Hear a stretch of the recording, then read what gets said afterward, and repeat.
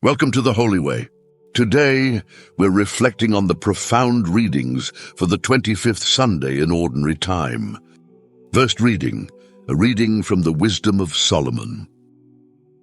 The wicked say, "Let us beset the just one, because he is obnoxious to us. He sets himself against our doings, reproaches us for transgressions of the law, and charges us with violations of our training. Let us see whether his words be true. Let us find out what will happen to him.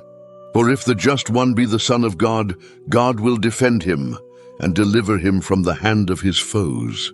With revilement and torture let us put the just one to the test, that we may have proof of his gentleness and try his patience.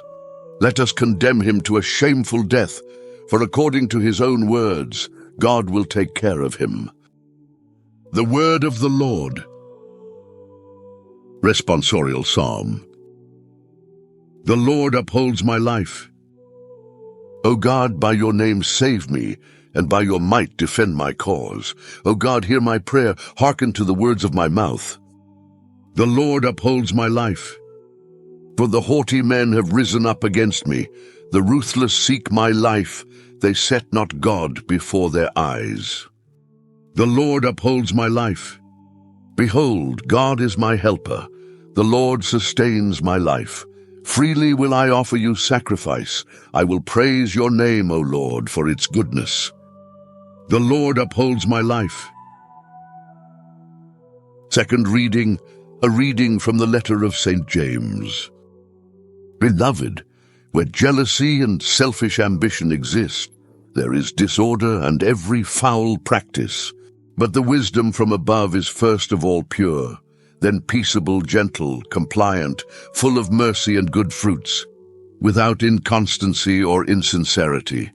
And the fruit of righteousness is sown in peace for those who cultivate peace. Where do the wars and where do the conflicts among you come from? Is it not from your passions that make war within your members? You covet but do not possess.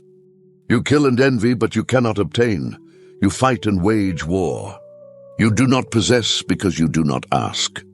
You ask but do not receive because you ask wrongly to spend it on your passions. The word of the Lord. Gospel, a reading from the Gospel according to St. Mark. Jesus and his disciples left from there and began a journey through Galilee, but he did not wish anyone to know about it.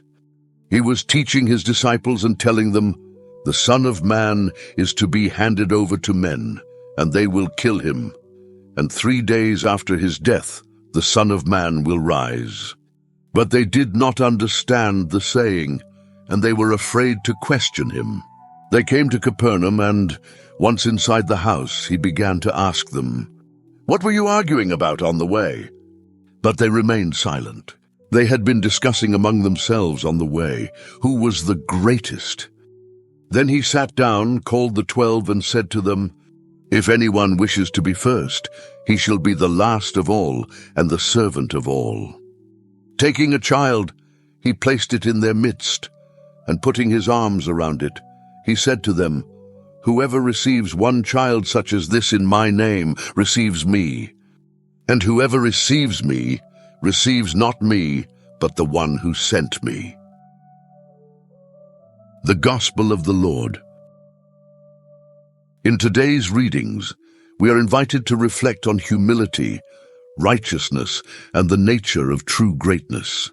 The first reading from Wisdom speaks of the persecution of the just one, a foreshadowing of Christ's suffering. The wicked, threatened by the just, seek to condemn him, testing his faith in God's protection. This passage reminds us of the inevitable trials that come with living a righteous life and challenges us to trust in God's justice, even amidst persecution. James, in the second reading, warns of the destructive nature of jealousy and selfish ambition, which lead to division and conflict. He contrasts this with the wisdom from above, which is pure, peaceable, and full of mercy. We are called to cultivate this wisdom, sowing peace in our relationships and communities. Finally, in the Gospel, Jesus redefines greatness, teaching that true greatness lies in humility and service. He calls us to welcome the vulnerable and marginalized, represented by the child as a reflection of our love for God. To be first in God's kingdom, we must be last, serving others with love and humility.